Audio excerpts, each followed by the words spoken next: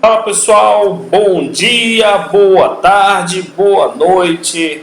Vamos aí para uma próxima aula, certo? Sobre interpretação de exames laboratoriais. Eu sou o professor Rafael, sou enfermeiro e hoje vai falar sobre noções básicas para você saber interpretar exames, tá bom? Vamos iniciar. O grande problema de você ler um exame é justamente essa situação.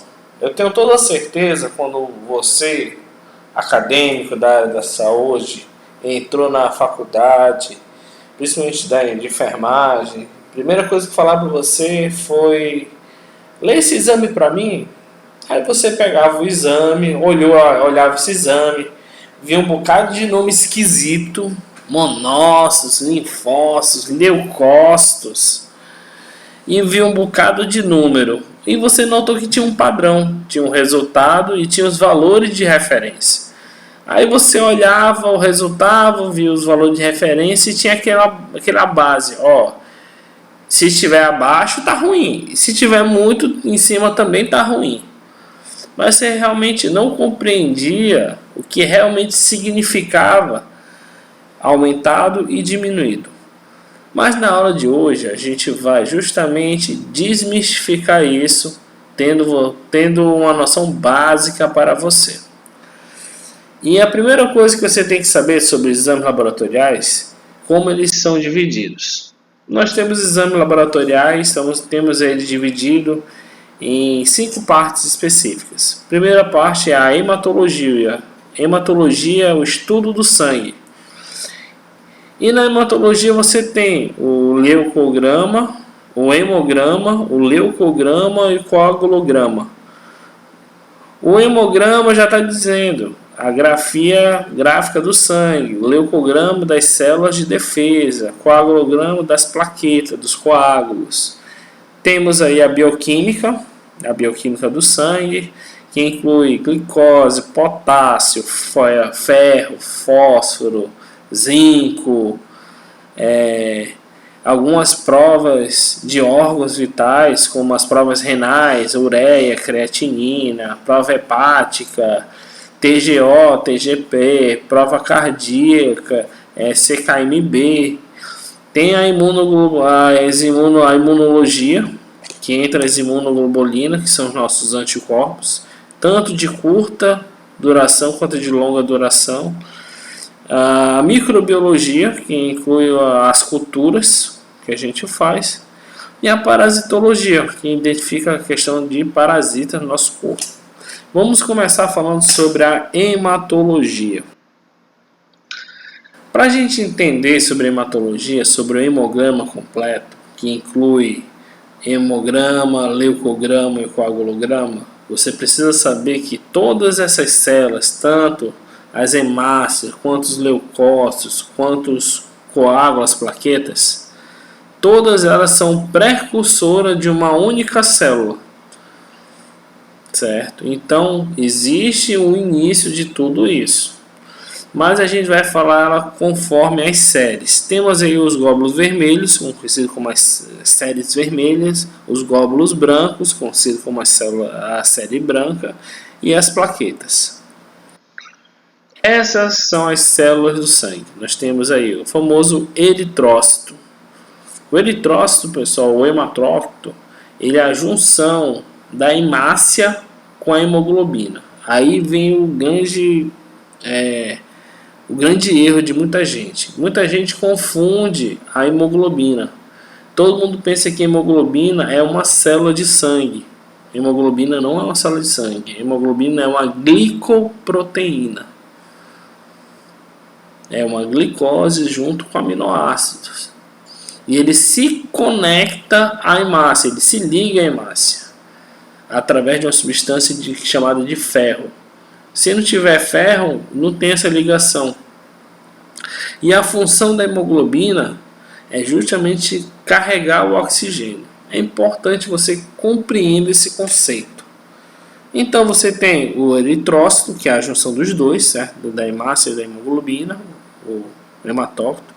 Aí você vai ter os leucócitos. Os leucócitos têm a tendência a identificar o quadro de infecções. De maneira mais simplificada, nós temos aí 5 tipos de leucócitos diferentes. Temos leucócitos, sendo eles neutrófilos, leucócitos basófitos, leucócitos eosinófilos, leucócitos linfócitos e leucócitos monócitos. Os neutrófilos, leucócito neutrófilo, fala sobre infecção bacteriana, certo? Quando a pessoa está com bactérias. Se tiver com bactéria, tem como você tratar utilizando antibiótico. Então, consegue matar essa bactéria. Quando a gente está falando de basófilos, a gente está falando de respostas alérgicas com liberação de histamina, que é uma resposta mais agressiva, que causa edemas, que causa processos inflamatórios mais intensos no corpo.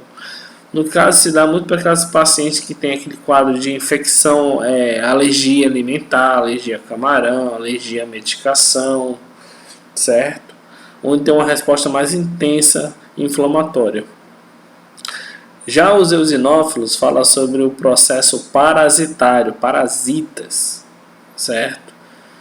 E tem sim uma leve resposta alérgica. Já os linfócitos, eles são encarregados basicamente pela carga viral, pelos vírus, infecções virais. Mas temos 2 tipos de linfócitos diferentes. Temos linfócitos T, que são T de ataque, eles vão lá liberar ações citotóxicas nas células. E os linfócitos B, que são os anticorpos, que é justamente os fatores reagentes, memória de curto prazo, longo prazo, IgM, IgG, IgE, IgD, e assim vai. E temos os monócitos. Os monócitos, já está dizendo, eles são macrófagos, eles fagocitam tudo que tiver disponível na frente. Tipo, ele é como se fosse um coringa. Ele também atua muito em algumas doenças autoimunes, como doenças reumáticas, lúpus, entendeu? Ele tem uma atuação aí em destruição do próprio organismo. Por fim, você tem as plaquetas, certo? As plaquetas servem justamente para criar coágulos. E a gente vai falar sobre isso já já. Séries vermelhas. Séries vermelhas, como foi falado, são formadas por hemácias. Hemácias são células desconstituídas do seu núcleo. Quer dizer que ela é anucleada, ela não possui núcleo. E ela tem um formato de um disco bicôncavo, quer dizer que é cavado, como se fosse uma tigelinha, cabeça para cima, uma tigelinha, cabeça para baixo. Sabe aqueles bombons antigos que o supermercado dava de lembrança pra gente, que era meio cavadinho, bem parecido com aquilo dali, bicôncavo, certo? E esse cavadozinho tem uma finalidade, serve para poder agregar, agrupar a máxima quantidade de hemoglobinas. Então é importante ter esse cavadinho nela. E o que nós iremos avaliar? Nós iremos avaliar a quantidade de hemácias, a quantidade de hemoglobinas e a quantidade de hematócitos. Lembrar, hemácias são células do sangue desconstituídas do seu núcleo no formato bicôncavo. Vai saber quantas hemácias tem naquela concentração.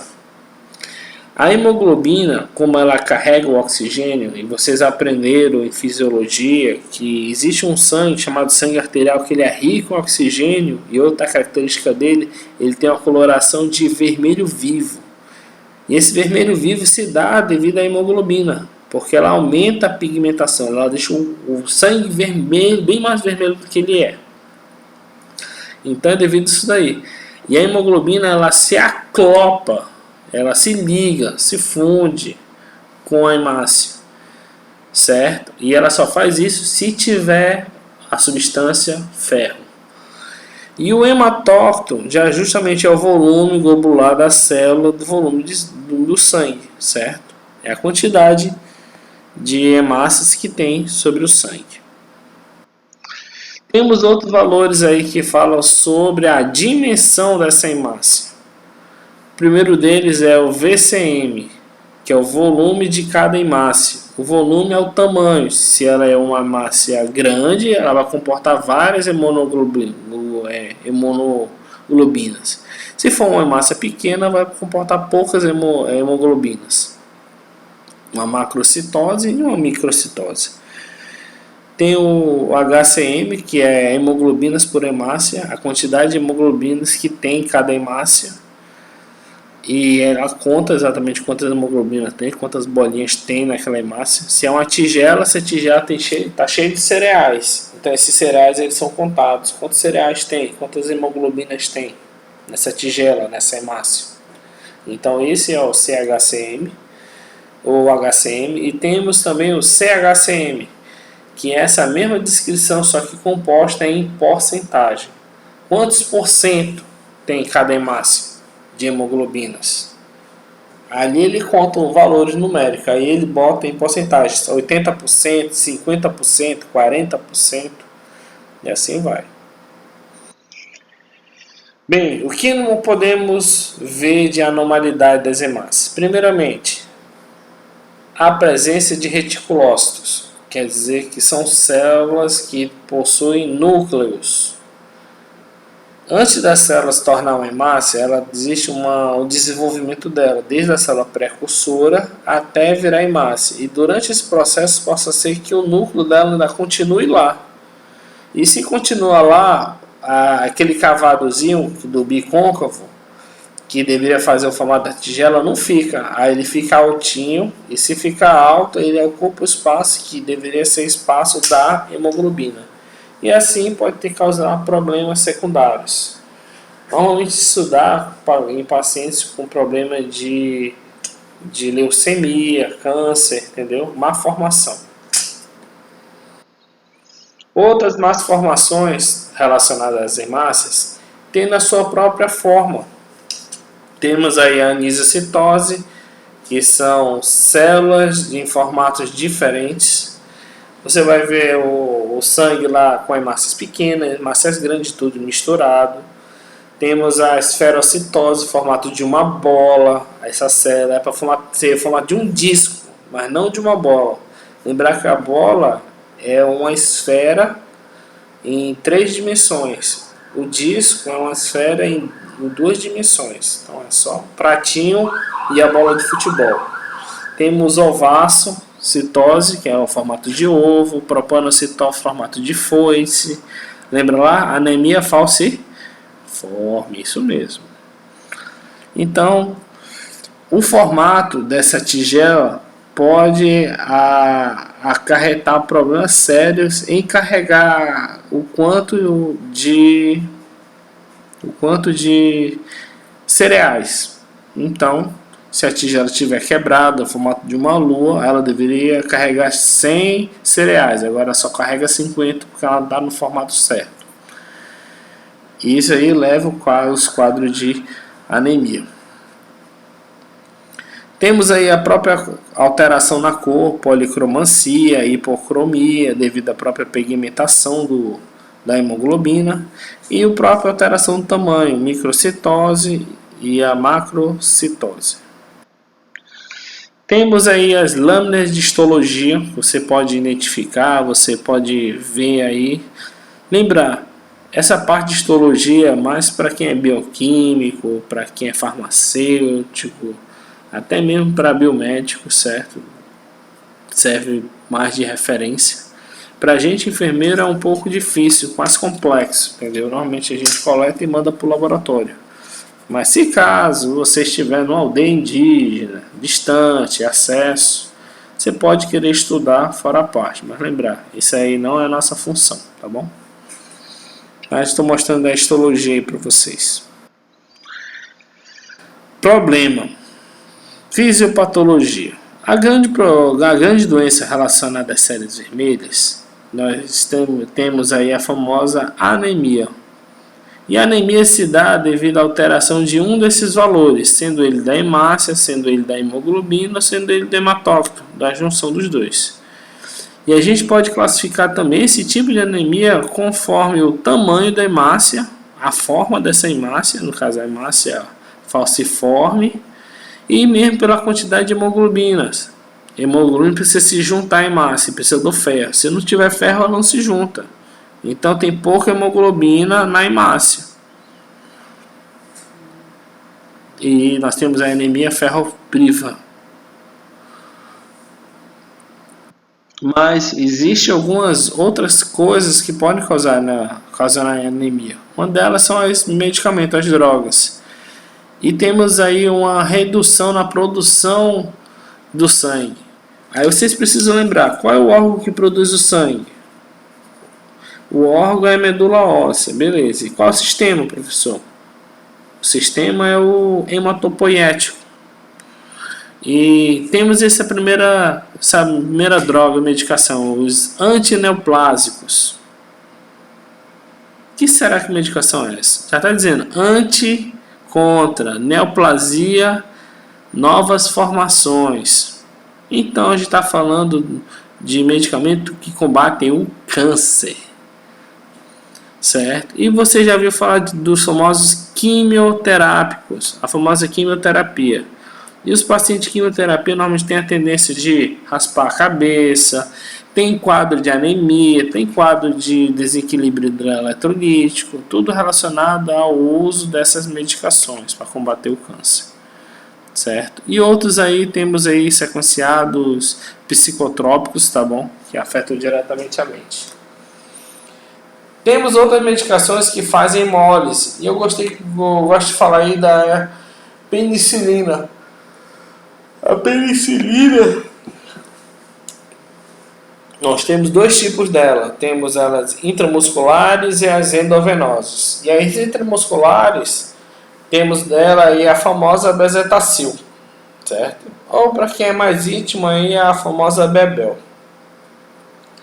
Então, medicação, todo antibiótico, pessoal, ele precisa ser controlado. A pessoa não pode tomar ele à torta doidada, porque isso pode afetar seriamente o quadro de saúde do nosso paciente. Por isso que nós temos os médicos aí para poder avaliar as medicações para ser aplicada no momento certo.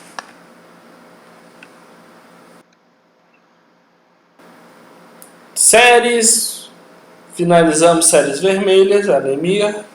Vamos para as séries brancas, as nossas células de defesa, os famosos leucócitos. Leucócitos são células incolores do sangue responsáveis pelo nosso sistema imunológico. Dessa forma aí nós temos elementos chamados mielinoides. Mielinoides são as células precursoras dos leucócitos. Normalmente ele indica que há a formação progressiva de células de defesa relacionado ao combate de uma infecção. Quando eles estão presentes junto com os leucócitos, mostra que existe uma evolução da doença e a doença ainda não chegou no seu pico. Então, existe ainda um crescimento aí potencial. Temos aí sequenciado os tipos de leucócitos. Temos os neutrófilos, os eosinófilos e os basófilos nesse slide. Os neutrófilos, eles participam de reações inflamatórias que podem indicar uma infecção bacteriana. Quer dizer que leucócitos aumentados, o paciente apresentou uma leucocitose, que são leucócitos aumentados, e é de referência a neutrófilos, quer dizer que mostra que esse tipo de infecção ela é bacteriana. Lembrar, o que você vai avaliar bem aqui é a quantidade de leucócitos. Leucócitos aumentados, leucocitose, indica infecção. Leucócito diminuído indica depressão do sistema imunológico. Aí nós temos o sequencial, os eosinófilos. Se os leucócitos estiverem apresentando lá leucocitose e ele apresentou em base, em referência, os neutrófilos, os eosinófilos, isso indica um quadro de infecção parasitária, parasitas, sendo eles de todos os tipos, intestinais, tegumentares, neurológicos, sanguíneos, certo? E pode apresentar também reações alérgicas do organismo devido a esse contato desse micro-organismo aí que o corpo vai rejeitando, esse parasita. Então, é o eosinófilos parasita. Se por acaso o paciente estiver falando sobre os basófilos eles participam das reações alérgicas. Eles fazem isso através de liberadores de histamina, certo? Justamente para aumentar a vascularização, certo? Ele faz a liberação de histamina, mediadores inflamatórios. E ele é responsável justamente pelo processo alérgico. Quando a pessoa come algo relacionado a frutos do mar, tem alergia e tem aquela resposta cutânea, que ela fica cheia de erupções, lesões na pele, ou ela fica edemaciada, ou esse edema é em regiões específicas, como a região da glote, que causa aquela famosa edema de glote, que causa asfixia no paciente. Então é para esse tipo de alergia. Lembre-se que esse tipo de alergia sabe identificar os tipos de alergia e as consequências dela. Um exemplo, para quem tem alergia a frutos do mar, não pode fazer o uso de iodo, principalmente se você for fazer exames, aquele exame com contraste, que tem iodo.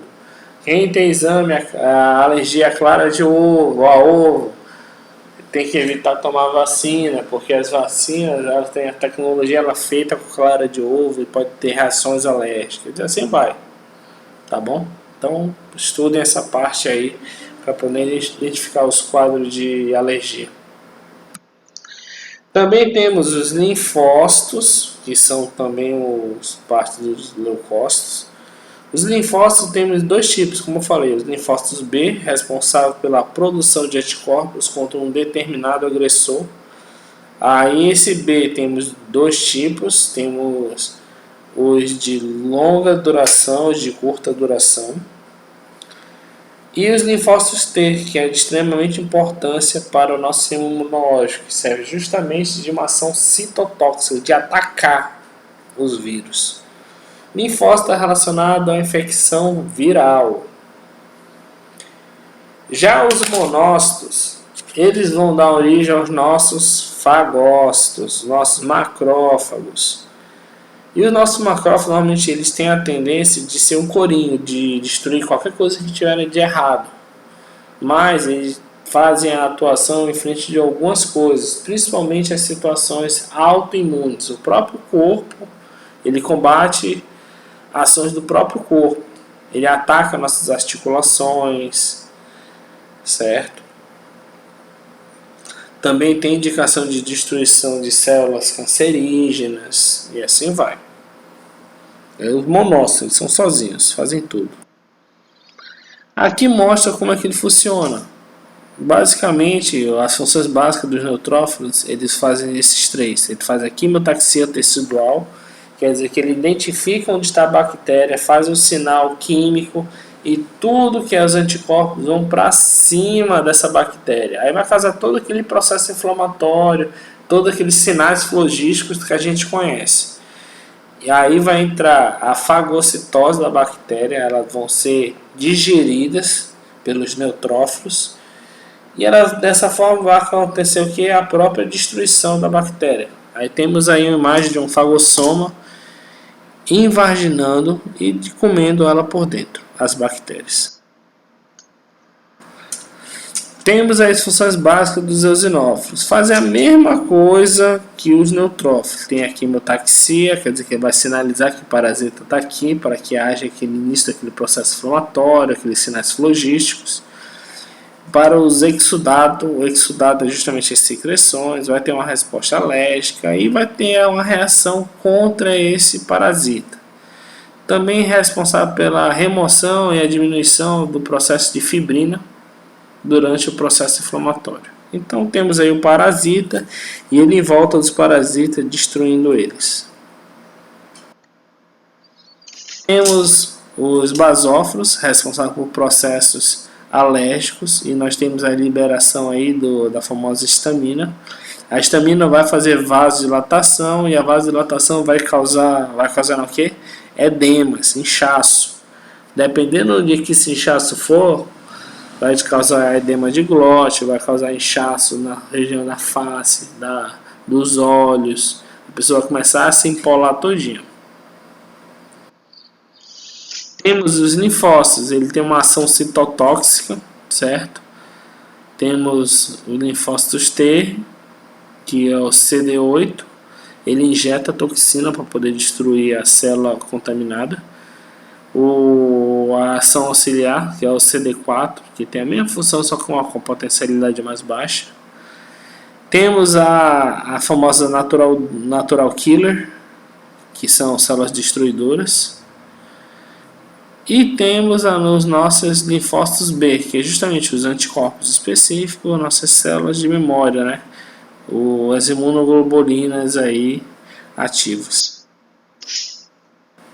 Temos a imagem aí de um CD8 atacando uma célula infectada, meio que ela injeta, parecendo uma agulha furando o vírus, uma célula infectada.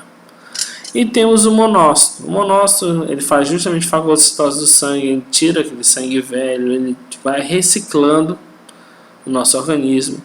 Para isso daí ele faz liberação de citocinas, interleucinas, fator de crescimento celular, para que haja tudo uma formação natural. Aí temos aí a própria migração também tecidual.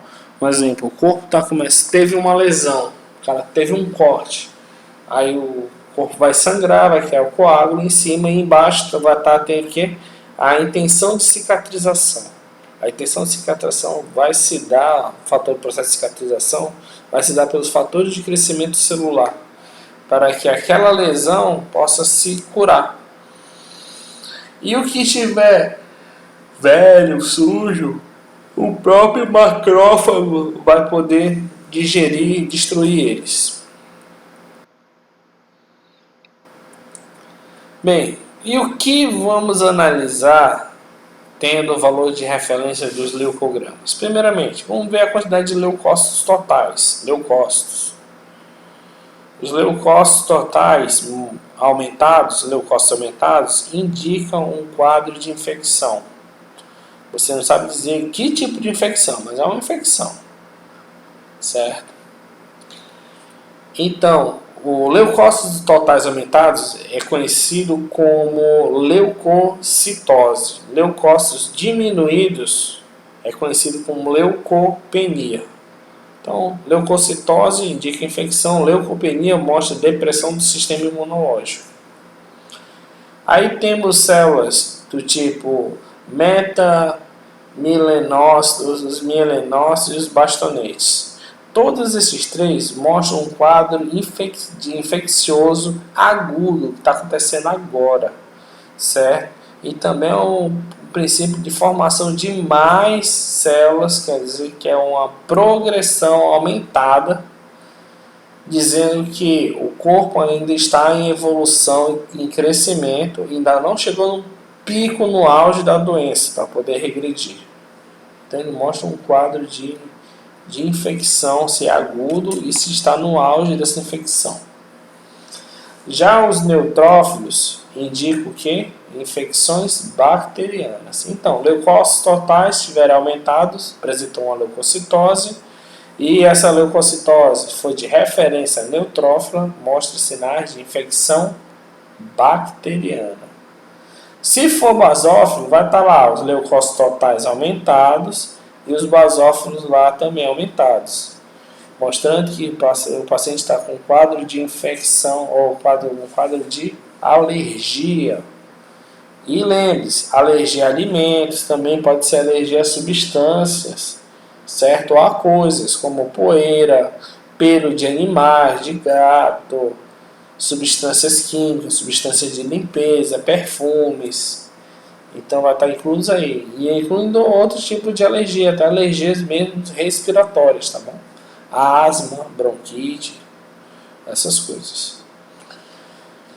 Já os eosinófilos vai estar lá apresentado leucócitos aumentados e os eosinófilos aí. Os eosinófilos mostram um quadro de parasita. Então, o paciente está com algum tipo de parasita. Pode ser tegumentar na pele? Pode. Vou dar um exemplo, tegumentar na pele, que é bem comum, parasita.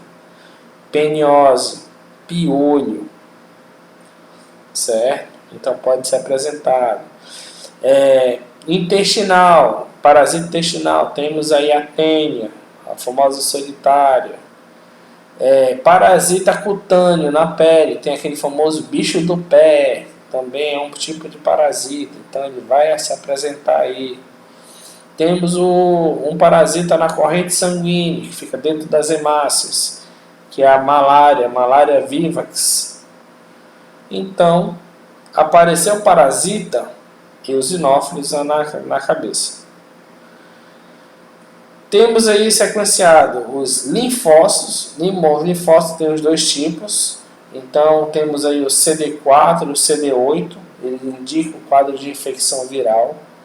Lembrar, quando a gente estiver falando sobre vírus, vamos falar um pouco sobre o vírus do HIV. O HIV ataca justamente as CD8, certo? Para que haja uma destruição das CD4. E quando você faz algum teste, um teste rápido, você tenta identificar justamente as células de memória, as células B, os anticorpos. Então temos essas duas finalidades aí para os linfócitos. Monócitos, como eu falei para você, normalmente tem a tendência para doenças autoimunes. Ele é o que sobrou. O que ele puder fazer de limpeza, ele vai fazer. Se ele puder auxiliar para o crescimento, reconstrução, ele vai fazer, mas eles aumentados pode ser uma indicação de alguma coisa, principalmente oncológica, certo? Neoplásica ou autoimune. O que você vai analisar? O aumento, leucopenia, e a redução, aumento, a leucocitose e a redução, leucopenia. Identifique também o desvio esquerdo do aparecimento das células imaturas, as células precursoras, que antecedem aos leucócitos. Temos aí os valores de alteração significativa. Normalmente, os leucócitos precisam estar entre 5 a 10 mil. Quando está acima de 10 mil até 15 mil, é uma leucocitose discreta, é uma infecção discreta, consegue ser tratada em casa, certo? Com uso de antibióticos, certo? A prescrição médica, ou até mesmo com só situações de analgésico. Quando está de 15 a 20, já é uma infecção acentuada, que necessita o uso de antibiótico terapia, certo? E essa antibiótico terapia pode até ser clínica hospitalar, na qual a dose da medicação é por via endovenosa para ter um efeito mais específico. Paciente com 20 a 30 já começa a entrar numa leucocitose acentuada, um pouquinho mais grave, podendo evoluir para algo pior, no caso aí das relações leucomiloides, leucemanoides, tá? Me engasguei agora, que é o início da própria sepsis. E a sepsis em si é a segunda coisa que mais mata no ambiente hospitalar, a sepsis. E acima disso, principalmente nessas duas aí, você pode encontrar resistência ao antibiótico, a medicações. Dessa forma, poderiam buscar antibióticos mais fortes, de segunda, terceira ou quarta geração. Aí tem as ocorrências, o que pode acontecer. Se apresentar uma leucocitose, neutrófila, infecção bacteriana, tem alguns fatores relacionados também. Tem fatores de leucemia também. Se for uma leucocitose linfótica, temos aí leucemia e fatores relacionados, infecções virais. Eosinófilos, tipo de parasita, leucemia, monócito, leucemia. Tudo tem que ficar de olho aí, devido ao aumento. Existem drogas que podem atrapalhar esse processo, podendo haver uma diminuição dos leucócitos, das células de defesa. Aí a gente entra aí com a leucopenia, apresentando uma leucopenia, Aí temos medicamentos como dipirona, certo? Alguns psicotrópicos, sulfa. Isso aí tem a tendência de querer abaixar, certo? Por isso são antibióticos. E podemos aumentar, causar o aumento, a neutrofilia, certo? Também leucocitária. Aí temos os corticoides e pode também causar o processo de eosinófilos aumentado. Bem, séries vermelhas, séries brancas, ok. Agora vamos para a parte do coágulos. O coagulograma, nós temos as próprias plaquetas e o processo de coagulação. As plaquetas, pessoal, são fragmentos discoides, bem pequenininhos, anucleados, no citoplasma do cariocito, certo? E essas plaquetas, elas têm uma tendência à finalização para criar o coágulo, utilizando a formação de rede de filamentos de fibrina para isso. Como é que ele faz isso? Ele vai ativar dois tipos de fatores, fatores intrínsecos e extrínsecos, certo? Onde você vai ter a lesão celular, e ela vai ativar o fator 12, fator 13, e elas vão ativando até chegar na troponina, na trombina, aí vou juntar com a fibromiogênese, e até gerar o coágulo duro. O que é interessante nesse fluxograma aí da cascata de coagulação, porque temos aí o processo da proteína C reativa, temos a troponina, temos a fibromiogina e a protroponina. Esses são nomes, são palavras-chave aí, tá bom?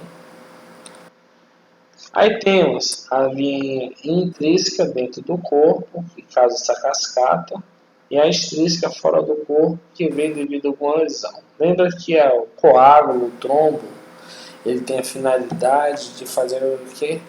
Estagnação. Ele impede que o sangue saia.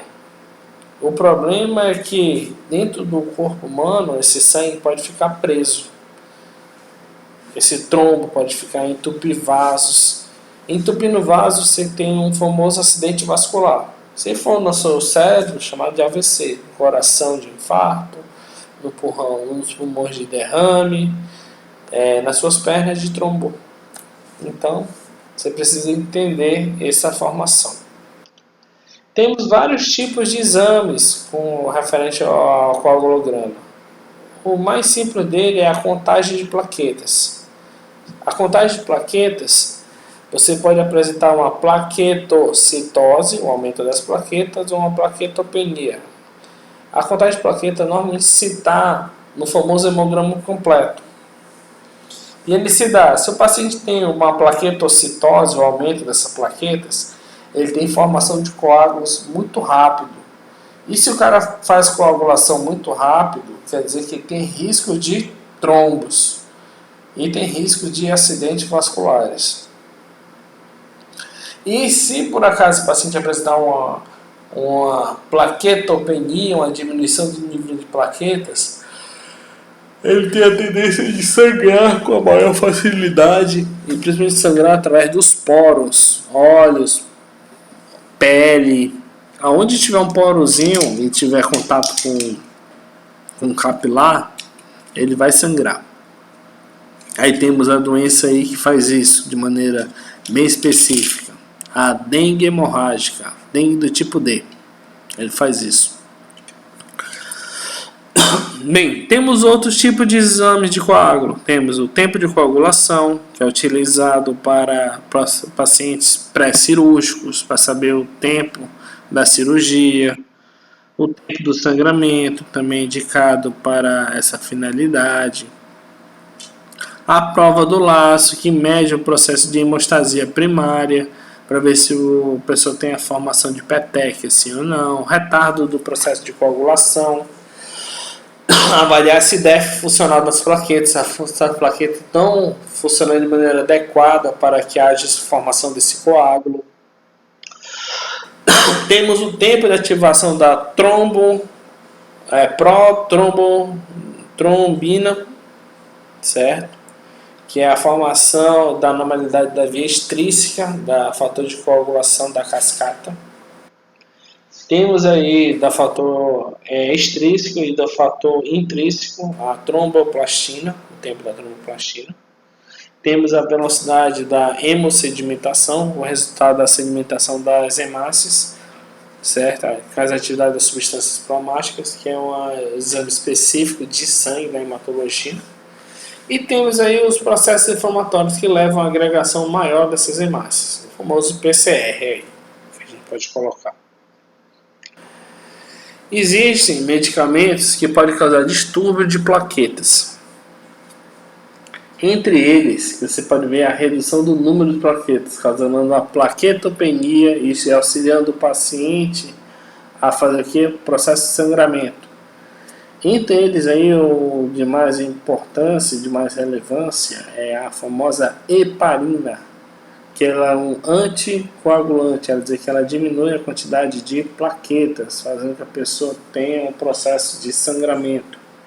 Ela impede que haja processo de coágulo, de hemostasia.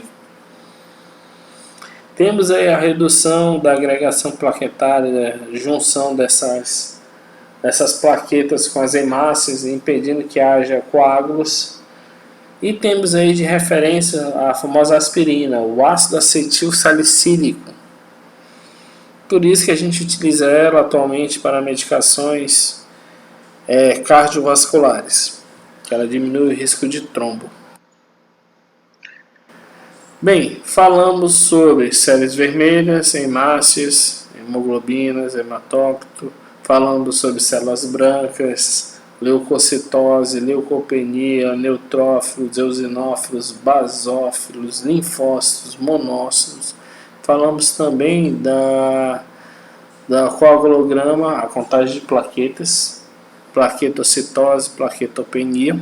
E vamos falar agora um pouco da bioquímica do sangue. Tanto a bioquímica do sangue quanto a uroanálise é bem similar.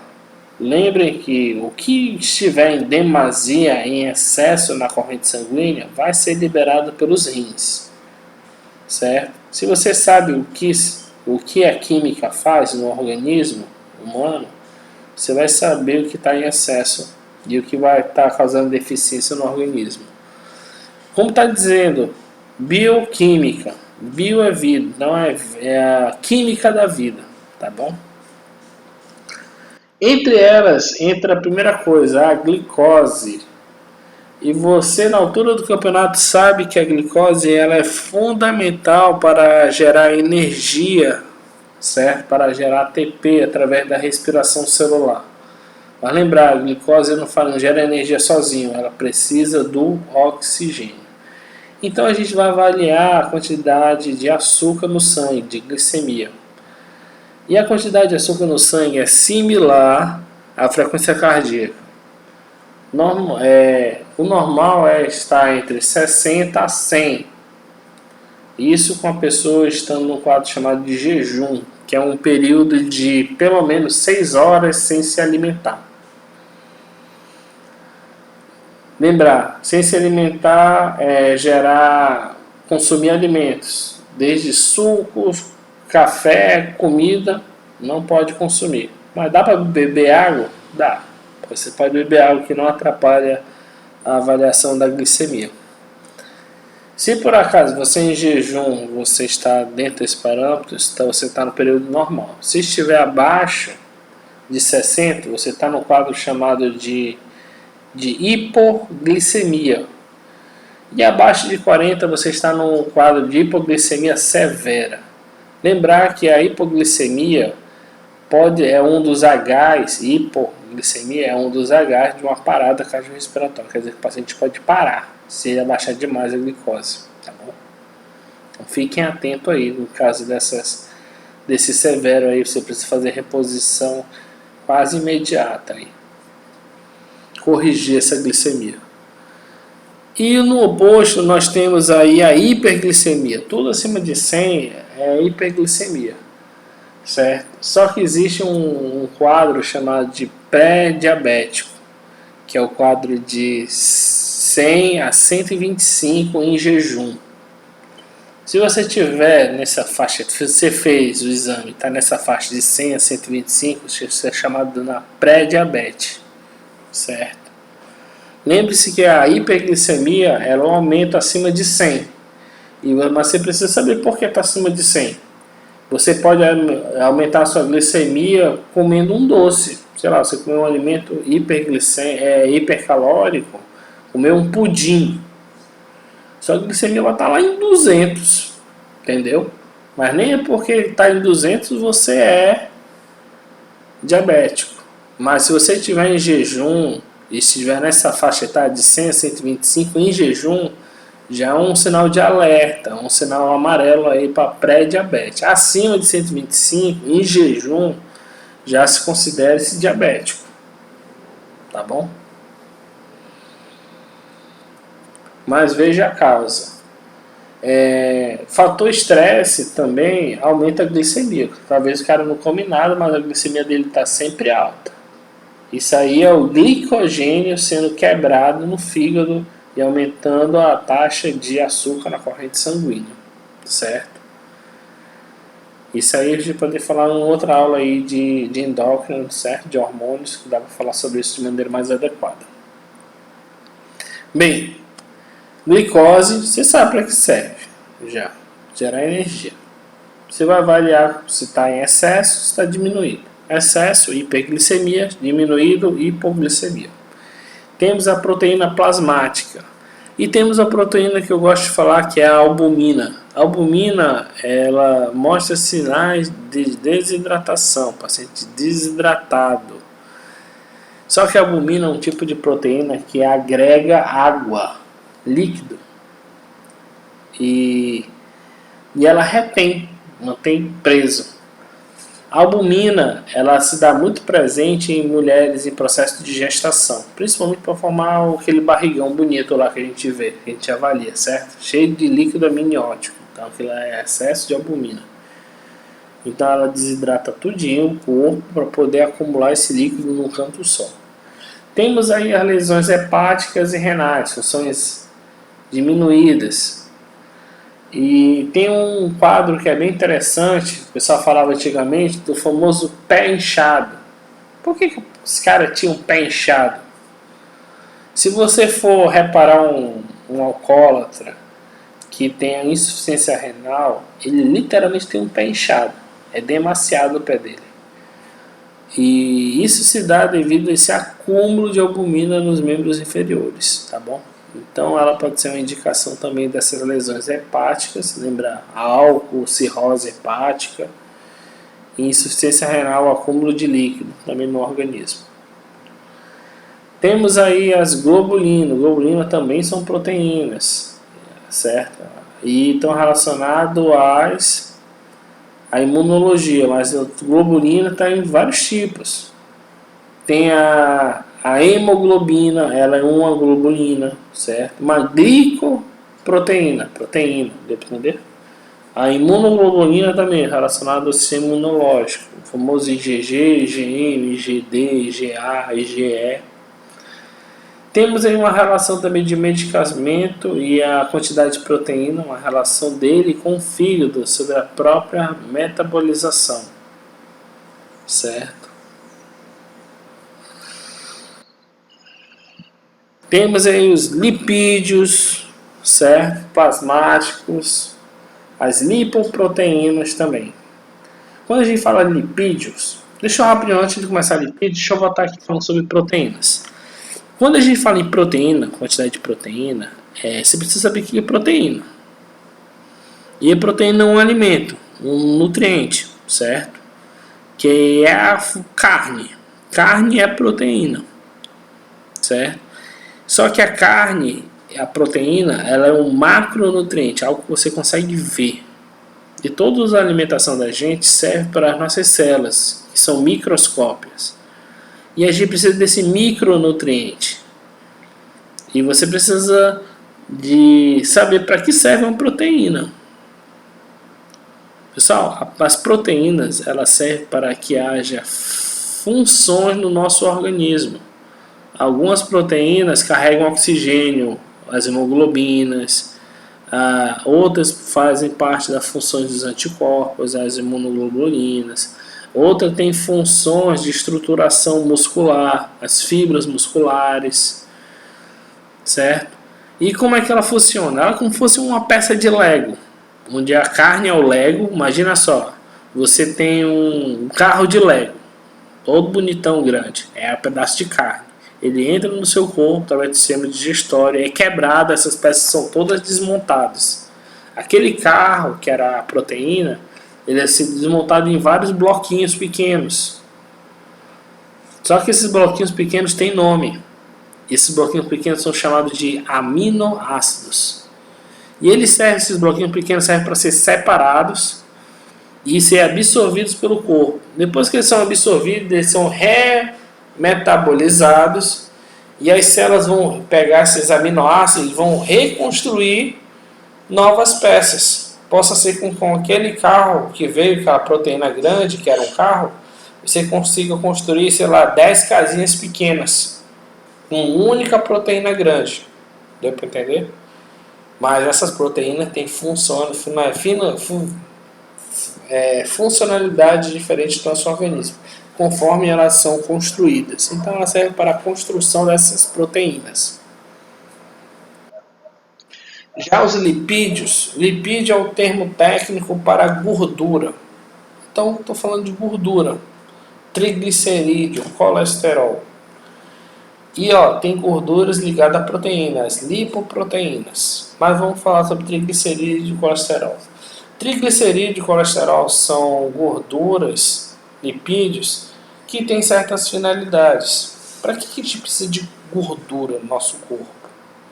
Primeiramente, a gordura, nós temos um termo técnico que é chamado de tecido adiposo.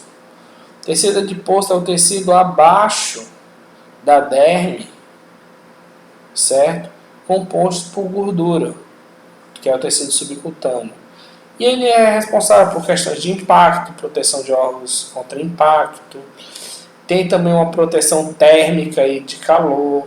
Também uma reserva energética. Só que a matéria-prima de gordura dos lipídios serve para a formação de hormônios, certo? E o corpo da gente produz vários tipos de hormônio, desde hormônio de crescimento, hormônio sexual, testosterona, prostaglandina, ocitocina, possui vários tipos de hormônios. Então, o lipídio serve para isso. Fora que o lipídio também serve para a estruturação das nossas células. Aí vem um pouco de citologia. Nossas células são formadas por uma bicamada lipídica, uma bicamada de gordura. Por quê? Água e óleo não se misturam, óleo é gordura. Por isso que cria aquela bolha. Por isso que a gente tem essa imagem de célula como se fosse uma bolha. Entendeu? Só que o excesso dela, como ela não consegue ser digerida, ela não consegue ser quebrada em algumas partes, existe o acúmulo dela. E esse acúmulo cria algo chamado de placas de ateromas, placas de gordura. E essas placas de ateroma vão acumulando nas artérias e vão bloqueando, diminuindo o fluxo de sangue, até levar a um quadro de isquemia parcial ou total nas células, tá bom? Bloqueio dessa passagem. Aí temos aí as gorduras boas e as gorduras ruins, LDL e HDL. Aí o que pergunto para vocês, é boa por quê, é ruim por quê?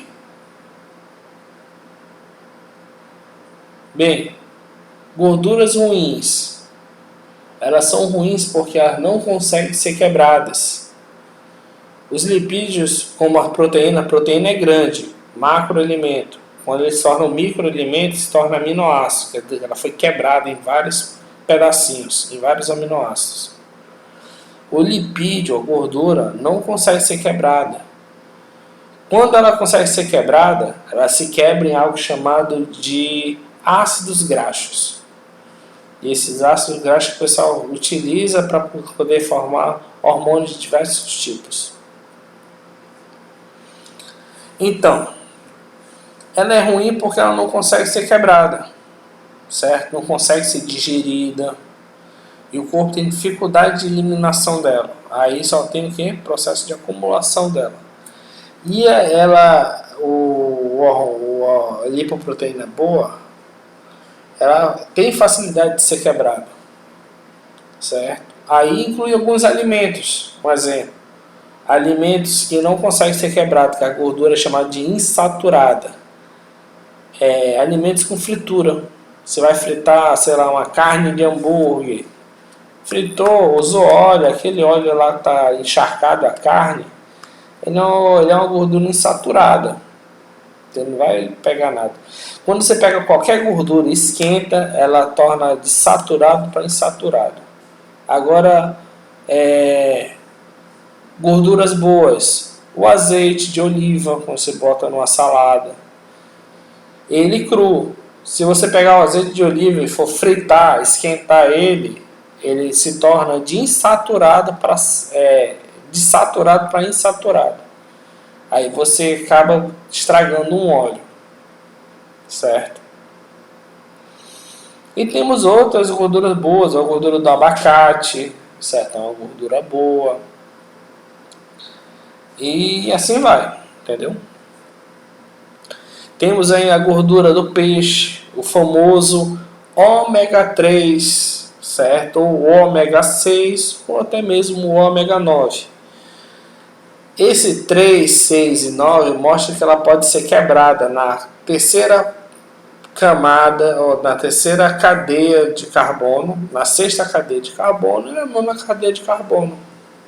Isso significa 3, 6 e 9 do ômega 3, do ômega, né? Entendeu? Que é um tipo de gordura que você se encontra em peixes, tá bom? Uma gordura boa, saturada. Temos também as provas de órgãos, certo? Temos a prova da função hepática. Principal aí é a bilirrubina no sangue. Lembrar que a gente está falando de hepática, a gente está falando de célula de hepatócito, a gente está falando do fígado. E o fígado produz uma substância chamada de bilirrubina. A bilirrubina tem dois fatores importantes que ela faz. Ela faz tanto para fora do corpo, meio exócrino, quanto para dentro do corpo. Para fora do corpo, a bilirrubina é responsável pelo processo digestório de gordura. Ela pega a gordura, o lipídio, quebra ele em ácido graxo, certo? E ele faz também a neutralização do bolo alimentar ácido, certo? Quer dizer que ele auxilia o processo de quebra, digestão de gordura. Sabe, a manteiga que você come, o azeite que você come, o queijo que você... Tudo que for gordura, a capa de cima da gordura que você come, que você bota na farinha, pronto, aquilo só é digerido com bilirrubina. O fígado produz a bilirrubina, mas não libera, mas ele deixa armazenado num saquinho, numa vesícula, chamado de vesícula biliar. Aí toda vez que você come gordura, a vesícula lá dá uma apertadazinha e libera um pouco dessa secreção para o sistema gastrointestinal. Já na corrente sanguínea, certo? Ela faz ela avalia, certo, as funções hepáticas, e o excesso dela faz com que a pessoa tenha um sinal clínico muito importante, chamado de icterícia. A pessoa vai ficar com a pele amarelada e com os olhos amarelados. Isso se dá devido ao aumento da bilirrubina na corrente sanguínea, tá bom?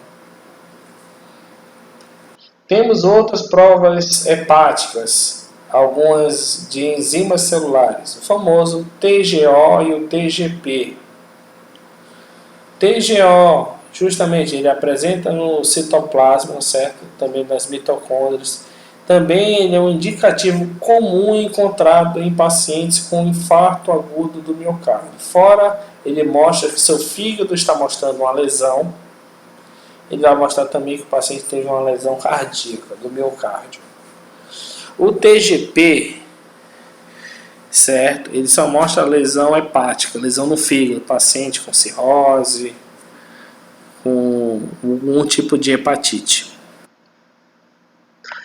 Temos aí outras ligadas à membrana, principalmente ligadas a fatores que fazem a ligação com pedra, a famosa colisteíse, certo? Temos aí o fosfato alcalino, certo? Que é totalmente secretado pela bile, quando o paciente está apresentando um processo obstrutivo hepático, quando tem alguma pedra impedindo que a bilirrubina saia da vesícula. E também temos o gama-GT, que pode ser uma indicação também de doença hepatobiliar. Possa ser que o ducto hepatopancreático faz conexão com o intestino esteja colapsado, certo? Por alguma coisa, doença, hérnia, trauma, aí ele vai dar uma alteração aí nesse gama-GT. Aí temos aí os fatores bioquímicos, certo? Para vocês verem como é que eles se apresentam nos exames, o que o médico pode pegar e o que ele pode indicar ao paciente. Temos outras provas renais. Temos aí a creatina quinase B, o famoso CKMB. Ele é uma prova cardíaca, certo? Ele é um indicativo de origem miocárdio associado à injúria, no caso associado ao infarto, à isquemia cardíaca, à angina, à dor precordial, toracalgia e assim entre outros relacionados ao coração. Temos aí a fosfatase ácido prostática, certo? Que está relacionada à metástase, paciente que evolui, certo? Temos aí a prova das funções renais, ureia, creatinina, ácido úrico. Lembrar que a ureia e a creatinina, ela se dá através do catabolismo e o metabolismo das proteínas e das atividades musculares. Um exemplo, o cara da academia, o cara está malhando para crescer um músculo. Aí toda vez que ele contrai para fazer peso, ele vai quebra as fibras musculares, isso é chamado de catabolismo, certo? Esse, quando ele quebra, ele causa uma lesão nessas fibras, que vai causar processo inflamatório, inchaço, edema, por isso que o cara fica bombadão, fica inchado, certo? E proveniente disso daí, o resultado desse metabolismo é o aumento da ureia e da creatinina. Quando ele tem esse aumento, os nossos rins têm a função de filtrar. E ele vai limpar tudo isso diariamente, todo dia.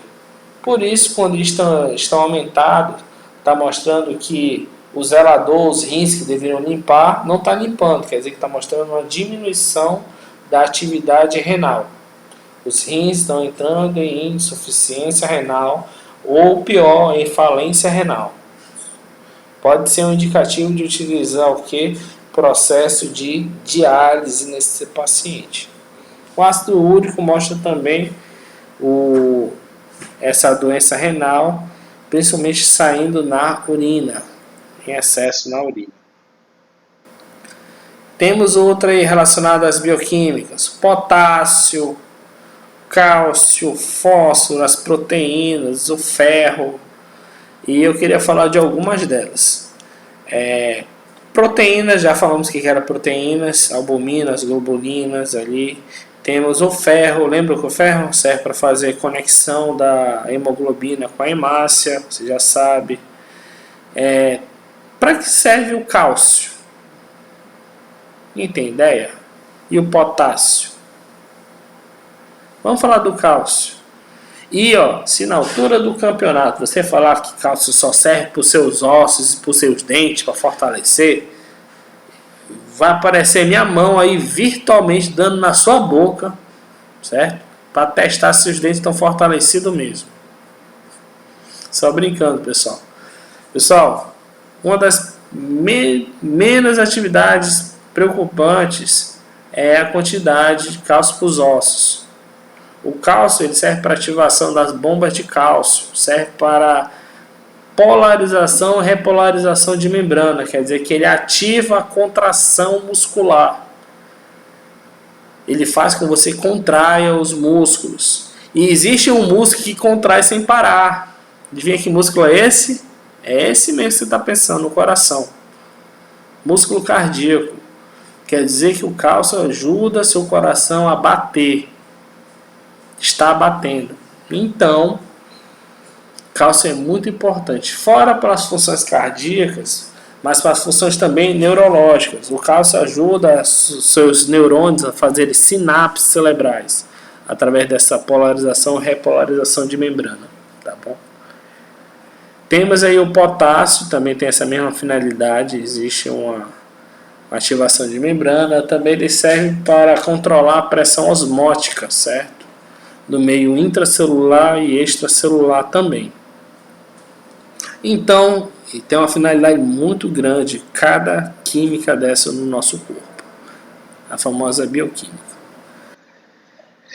Bem, todas essas bioquímicas, para que serve o cálcio, proteína, lipídio, glicose, na corrente sanguínea, vai ser refletido para o exame de urina, certo? Eu sempre falo, o que está em demasia, em excesso na corrente sanguínea, o rim vai querer liberar através da urina.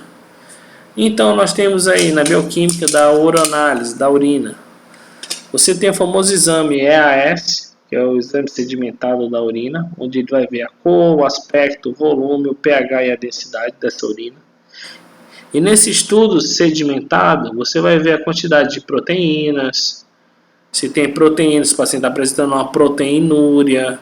Você vai ver a quantidade de leucócitos, está apresentando um quadro de infecção, a leucocitose, ou de hemácias, de uma hematúria, processo inflamatório devido à inflamação, infecção ou permutrauma, cristais de ácido úrico, ou excesso de sódio, de potássio, criando esses cristais, essas pedras. Tem o próprio epidélio, que é o tecido que vai saindo da mucosa relacionada à inflamação, e até mesmo bactérias através da cultura da urina, a urocultura. Temos as imunoglobulinas, que é a presença na urina, que pode ser proveniente de diversos estados da hemólise intravascular, que é a hematúria, a albumina, que são as proteínas, lesão renal, proteinúria, glicose, nível de glicose sanguínea que excede o limiar renal, a glicosúria, certo? Bilirrubina está aumentado na corrente sanguínea, o paciente está todo ictérico lá, a urina vai também apresentar essa proteinúria, certo? Em excesso. A urobilogênese, que é uma das funções hepáticas, que deixa a urina com aquela cor de Coca-Cola, é a nara. E temos a ureia, creatinina e o ácido úrico presente em excesso na corrente sanguínea, certo? Bem, tá o exame aí fala ausente, não ausente, uma cruzinha, duas cruzinhas, três cruzinhas mostra a intensidade da escala, e assim vai. Exames outros complementares, imunologia, C3, C4, as imunoglobulinas, IgA, IgE, IgG, IgM, os fatores antinucleares, que são os anticorpos dirigidos contra determinados tipos de células, quer dizer que são nossos anticorpos. O anticorpo anti-DNA, que são os marcadores específicos de determinadas doenças autoimunes. Os fatores reumáticos que determinam doenças autoimunes, como artrite reumatoide, certo? Temos exame de cultura também, COBS. Tem a imunologia da proteína C reativa, que indica um indicador altamente sensível do processo inflamatório, mostra que tem algo inflamado no seu corpo. Temos as sorologias para rubéola, toxoplasmose, sífilis, mononucleoses. Temos o teste específico para HIV, sendo com a carga viral, a indicação básica, indicando a evolução da doença e se há risco de progressão. Temos a taxa do CD8, que é a contagem dessas células sanguíneas periféricas, que indica a evolução da infecção pelo vírus do HIV. E é isso, pessoal. Aí tem algumas indicações de pacientes, que a gente vai falar isso em sala de aula, tá bom? Espero que vocês tenham pegado essa aula hoje. Prepare-se para suas provas, que vai fazer uma que eu vou fazer só de questões pra gente, tá bom? Um grande abraço, hein? Fui!